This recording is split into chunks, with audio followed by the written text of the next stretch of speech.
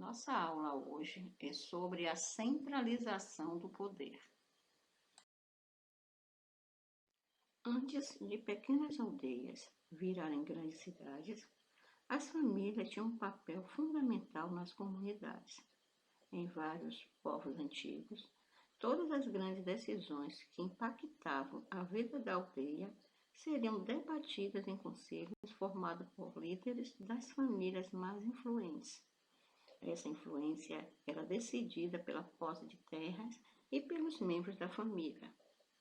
Com o crescimento populacional e a necessidade de expansão das aldeias, ocorreram choques de interesse entre as comunidades, que começaram a disputar entre si terras e recursos naturais, muitas vezes de forma violenta. Os chefes da família, que lideravam e, consequentemente, venciam as disputas entre aldeias, ganhavam prestígio dentro e fora de sua comunidade, de forma que, com o tempo, esses chefes vencedores controlavam, além de suas aldeias, aldeias vizinhas, se tornando então centralizadores do poder local. Os reis não só coordenavam soldados, eles tinham também influências políticas e autocrata, que é o poder absoluto e independente. Isso foi ficando cada vez mais difícil para um único líder coordenar sozinho, de forma que, aos poucos, os chefes das aldeias foram delegando funções a outras pessoas de sua confiança, muitas vezes parentes próximos ou amigos da sua família. A essa organização de poder e influência dentro da comunidade deu-se o nome de Estado. Desde muito tempo, os seres humanos desenvolveram formas de dar sentido ao desconhecido. Atribuíam aos deuses eventos que não conseguiam explicar, como uma tempestade, o fogo e as nevascas. Com o desenvolver das comunidades, assim como os agrupamentos humanos e suas ferramentas, as crenças foram ficando cada vez mais elaboradas. Os cultos às divindades se tornaram verdadeiras instituições religiosas, geridas pelos sacerdotes, que se mostravam como os mediadores entre os homens e os deuses. Com essa ligação ao divino, os sacerdotes gozavam de bastante influência dentro das comunidades. Sabendo desse poder, na Europa medieval, os líderes das aldeias e reis procuravam estabelecer aliança com os sacerdotes locais que legitimavam o poder dos reis, atestando que eles eram representantes da vontade dos deuses agindo na terra.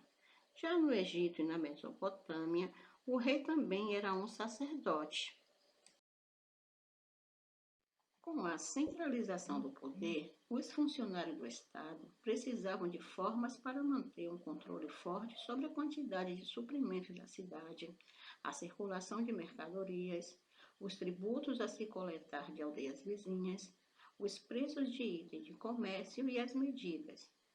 Para atender a essa necessidade, criaram símbolos que iriam representar visualmente essas coisas, além de sua quantidade. A longo prazo, esses sinais dariam origem à escrita e aos números. Nas primeiras sociedades que adotaram esses símbolos, poucos eram os que sabiam interpretá-los. Apenas funcionários do Estado, sacerdotes próximos da liderança da comunidade e alguns reis.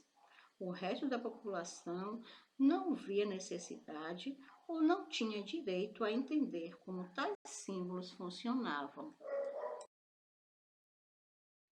Provavelmente você já ouviu dizer que a união faz a força.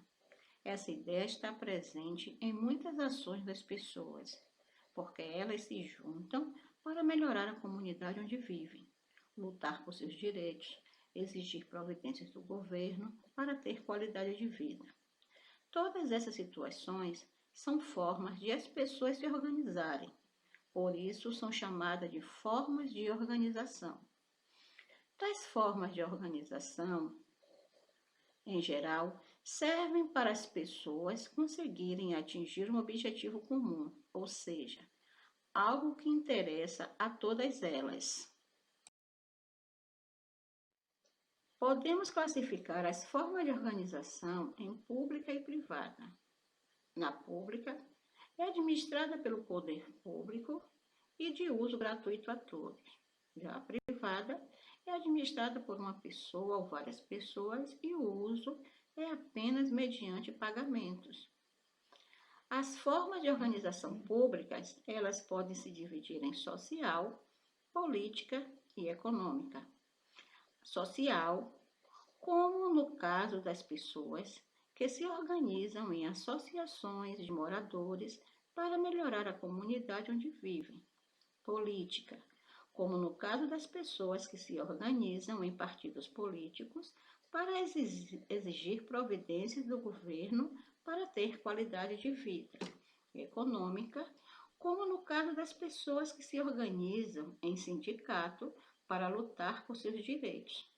Na sua comunidade ou no bairro onde você mora, existem locais e instituições que também representam essa forma de organização. São as associações, grupo de apoio, empresas, lojas, cooperativas, comitês eleitorais, zonas eleitorais. É importante que você participe dessas formas de organização, pois é nelas e a partir da convivência com outras pessoas que você aprenderá a lidar com todos. Também é fundamental para que elas darem certo que as pessoas que as formam sejam sinceras umas com as outras.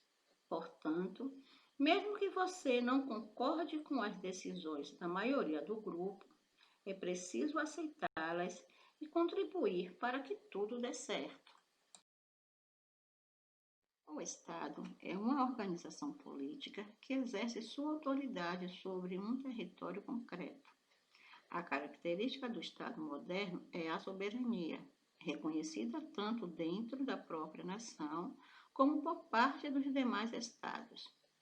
Todos os Estados tendem, portanto, a ter certas instituições, como tribunais, a polícia, para uso interno, bem como forças armadas para a sua segurança externa, funções que requerem um sistema destinado a recolher imposto.